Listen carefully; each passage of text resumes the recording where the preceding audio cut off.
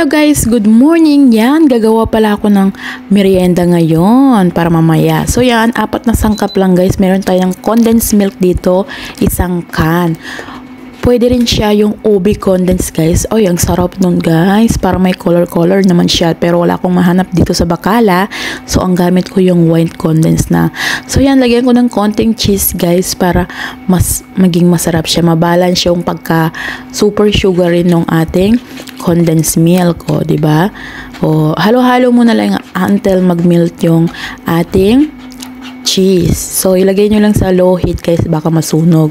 Then, lagyan nyo ng dry coconut guys. May mabibili yan sa Bacala, dry coconut. So, lagyan nyo lang. Depende sa inyo, tansyahin nyo lang guys na pwede siyang mabilog guys. So, yan guys, na nilagyan ko ng peanut. Tapos, pag ganito na yung texture niya guys, yung nakadikit-dikit na siya, pwede na siyang gawing bilog-bilogin. Marunong naman kayo magbilog, charot. Tapos, lagyan natin pagkatapos nyo bilogin, lagyan nyo ng coconut guys, yung dry coconut. O, yan. Ganyan ang paggawa. So, masarap talaga siya guys, super sarap. And, pwede pa yan siya sa pang merienda mamaya. Dahil marami yung nagawa ko. So, pwede pa mamerenda. Actually, ko yan guys. Kinain ko ngayong morning na to. So, ang sarap niya guys. Super sarap niya. Huwag na kayong guys. Gawa na kayo. Yan siya. Oh, wow. Lalong-lalo na kung malamig siya guys. Masarap siya.